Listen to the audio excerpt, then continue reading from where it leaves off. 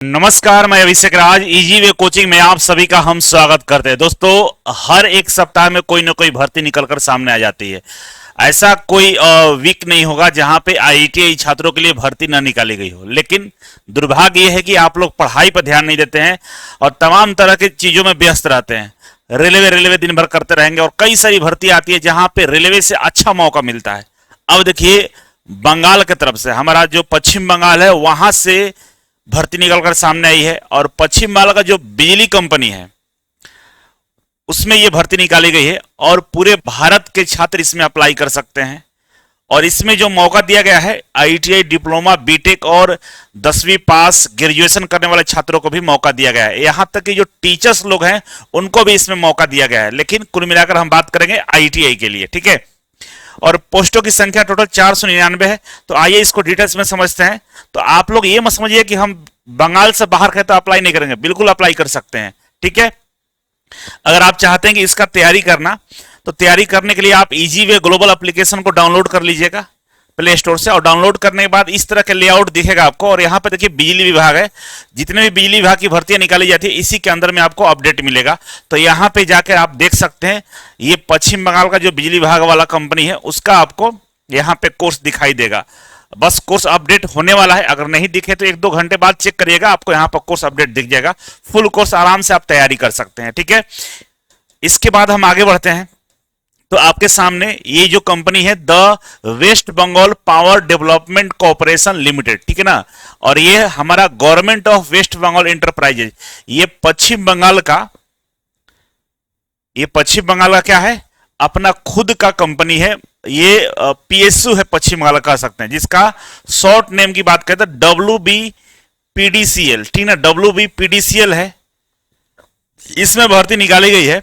तो आइए डिटेल्स में हम समझते हैं कि इसमें जो भर्ती निकाली गई है उसमें क्या क्या आपको डिटेल्स दिया गया है। तो सबसे पहले समझ लीजिए, एप्लीकेशन फी 1000 रुपये रखा गया है जो जनरल कैटेगरी के बच्चे हैं, जो ओबीसी वाले हैं। इसके अलावा इसका जो डेट है 22 सितंबर से अप्लाई होना शुरू हो जाएगा और इसका जो आखिरी डेट है वो 13 अक्टूबर तक है, ठीक है ना। 13 अक्टूबर से है, मतलब 22 सितंबर से लेकर 13 अक्टूबर के बीच में आप फॉर्म को अप्लाई कर सकते हैं। इसके अलावा इसमें जो मैक्सिमम एज लिमिट है वो 32 साल है। ये जनरल कैटेगरी का एज है ना। इसमें जो पश्चिम बंगाल के बच्चे होंगे जिनको वहां का आरक्षण प्राप्त है, जैसे ओबीसी वाले होंगे, SC ST वाले होंगे, ईडब्ल्यूएस वाले होंगे, जो पश्चिम बंगाल का होंगे, उनके लिए एज में छूट मिलेगा। लेकिन जो जनरल कैटेगरी के एज है, जो बाहरी बच्चे हैं, उनको तो 32 साल, कम से कम ज्यादा से ज्यादा 32 साल होना चाहिए। अपर एज लिमिट की बात कर रहा है, ठीक है ना। और मिनिमम क्या आता है, 18 साल से ज्यादा होना चाहिए, ठीक है।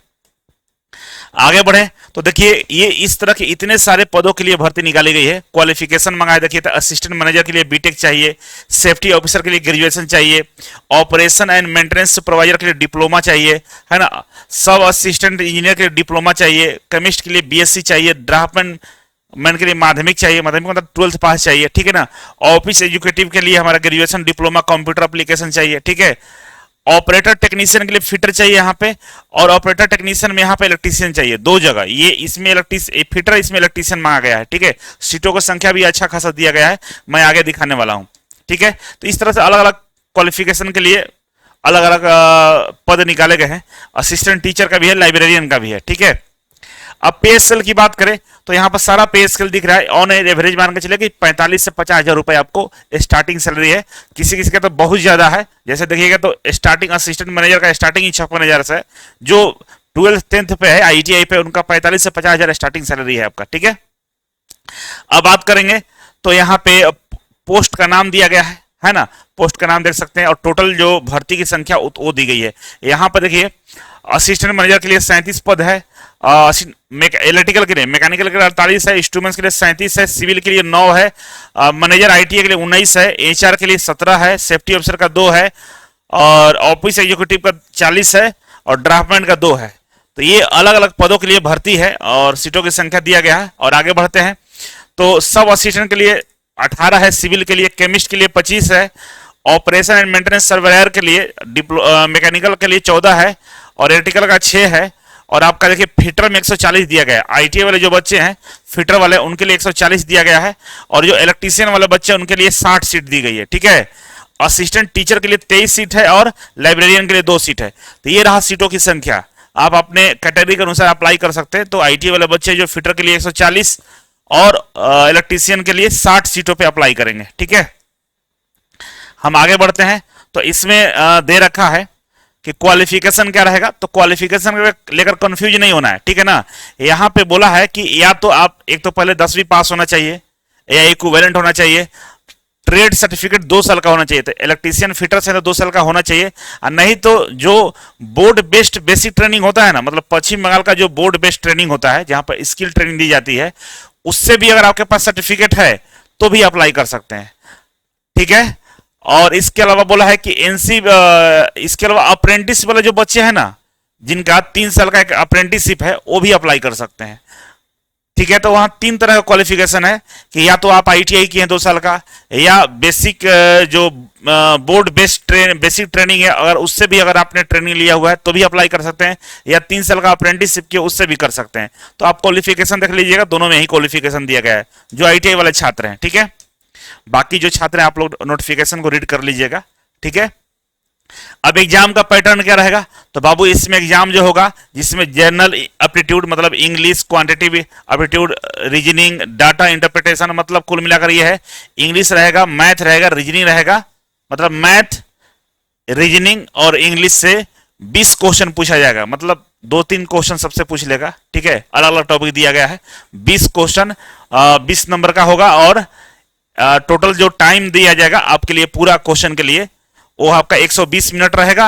अगर नो निगेटिव मार्किंग, इसमें निगेटिव मार्किंग नहीं रहेगा। ठीक है, तो 20 मार्क्स रहेगा किसका, जनरल एप्टीट्यूड का, जिसमें इंग्लिश, मैथ और रीजनिंग पूछा जाएगा। और इसके अलावा जिस ट्रेड से हैं आप, जैसे मतलब फिटर्स हैं तो फिटर से 70 क्वेश्चन पूछेगा, 70 नंबर का रहेगा। ठीक है, इलेक्ट्रीशियन से तो इलेक्ट्रीशियन से 70 क्वेश्चन पूछेगा, 70 नंबर का रहेगा। और इसके अलावा यहां पे एक चीज और इंपॉर्टेंट है, 10 क्वेश्चन आपसे पूछेगा बंगाली और नेपाली से।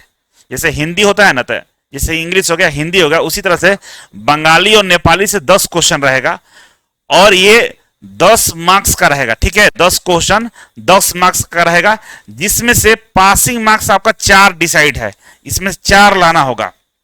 10 में से 4 नंबर लाना पड़ेगा आपको। अगर 10 में से 4 कम से कम नंबर नहीं लाते हैं तो आप इसे यहां पे डिसक्वालीफाई कर दिए जाएंगे, आप पास नहीं हो पाएंगे। इधर भले भी कितना नंबर रहे आपका, उससे मतलब नहीं है।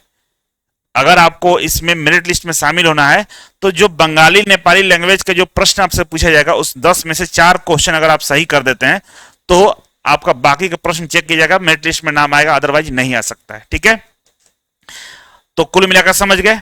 और इसके लिए आपका कोर्स अवेलेबल है, केवल ये बंगाली और नेपाली वाला नहीं होगा, बाकी सारा कोर्स अवेलेबल रहेगा। ठीक है, इसके अलावा 100 नंबर का इंटरव्यू होगा, उस इंटरव्यू को भी आपको पास करना होगा, जिसमें डॉक्यूमेंट वेरिफिकेशन, मेडिकल टेस्ट सब मिलाकर 100 नंबर का है।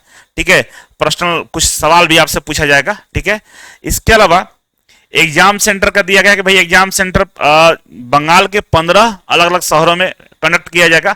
आप देख लीजिएगा, जो नजदीकी शहर होगा उसमें अप्लाई कर लेंगे। आसनसोल है, ब्रह्मपुर है, दुर्गापुर है, हुगली है, हावड़ा है, कल्याणी है, ठीक है ना, कोलकाता है, तो आप सिलीगुड़ी है, तो आप देख लीजिएगा, इसमें जो आपके नजदीक में होगा उसको आपको चॉइस करना है। ठीक है, तो इस तरह से इसमें भर्ती निकाली गई है पश्चिम बंगाल बिजली विभाग में, और इससे पहले राजस्थान बिजली विभाग में निकाला गया, मध्य प्रदेश बिजली विभाग में निकाला गया, बिहार बिजली विभाग में निकाला गया।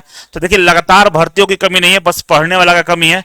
आप पढ़ते कितना है, अगर टेक्निकल आपका मजबूत है और साइड से मैथ रीजनिंग पढ़ रहे हैं तो निश्चित तौर पर कहीं ना कहीं आपका नौकरी मिलने वाला है। और आने वाले दिनों में डीआरडीओ में भी भर्ती आ रही है, तो टेंशन लेने की आवश्यकता नहीं है, पढ़ाई करने की आवश्यकता है। तो इजी वे ग्लोबल एप्लीकेशन को डाउनलोड कर लीजिए और वहां से तैयारी शुरू करिए।